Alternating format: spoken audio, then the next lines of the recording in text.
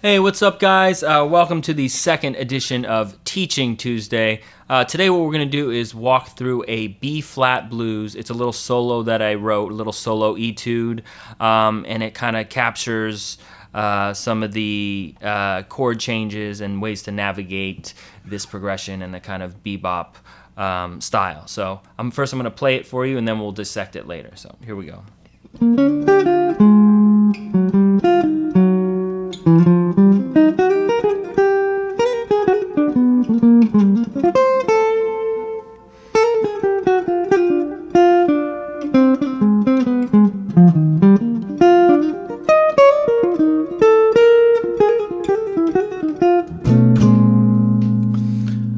So in the beginning, we're kind of just staying on the main chord tones, and then we land on A flat, which is the flat seventh of B flat, and that's going to get us to G, which is the third of E flat.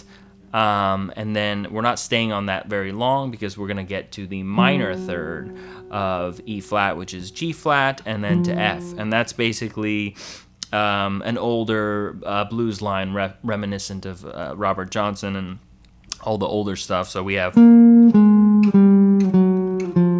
right? And then after that, we are doing, that's basically an F minor 11 arpeggio. And right after that, for any of you guitar nerds out there, that's what I like to call a Wes-ism. That's kind of an idiosyncrasy of the great Wes Montgomery. Then this part, we're going a little bit outside the key for a second. That's going to be taken from the B flat altered scale, or E Lydian dominant, however you want to look at it. But we're going to do that.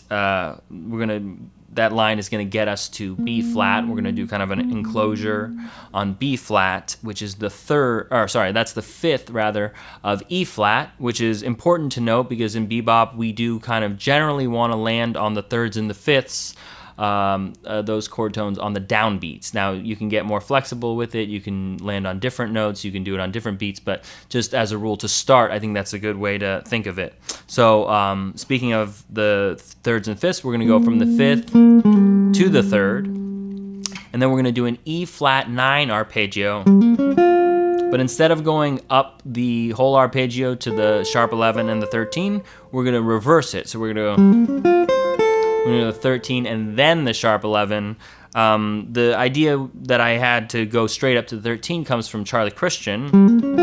He would do that kind of thing, maybe something like that. But he usually wouldn't use the sharp 11, but we're kind of spicing that up a little bit. So we're going to go from the 13 to the sharp 11, leave a little pause, let the listener digest that for a second. Then we're going to go chromatically to F, which is the fifth of B flat, and then we're going to do a little Charlie Parkerism here. I think that's from Bloom Dito. And then we're going to do kind of a little motif. We're going to do that same sort of riff, but in a different place. And that kind of gets us to our B natural, which is the third of G7, which is a really important note to emphasize in this progression when you're doing a turnaround, especially in the blues, to emphasize that B natural when you're going from the G7 to C minor. Kind of really lets the listener know that something different is happening. So you're going from B natural, and then you're just going to go straight down the C harmonic minor scale, which is kind of a good scale to think of during this progression. So, and then we're landing on E flat, which is the third of C minor. Like I said, we're landing on thirds and fifths on the downbeat. Then we're going to do a basically C minor 11 arpeggio, which is also, we're doing it without the root, so you can think of it as an E flat major 9 arpeggio. And then we do another E flat arpeggio, but instead of going to D, we're going to go straight up to E flat.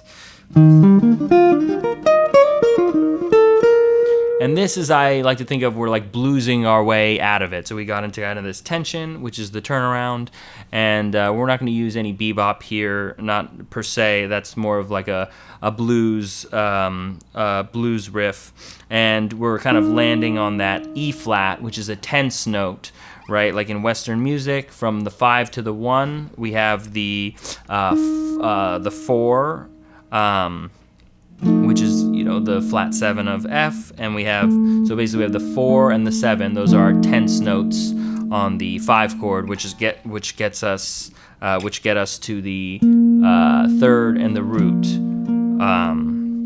Just a little background of where we're getting that comes from all the way back to Bach. But anyways, we're kind of going from that 4th, and then we're getting back up to the root, which resolves that phrase, and then we're doing a little, which is kind of almost the same descending line. Well, it is the same descending line as we did in the beginning, but we're doing it up an octave, and we're putting some little trills and triplets in there to make it a little more bebop, and to ornament it a little bit. So yeah, hope you guys found that helpful. Let me know what you think in the comments. And yeah, otherwise I'll see you next week on next week's Teaching Tuesday. Thanks.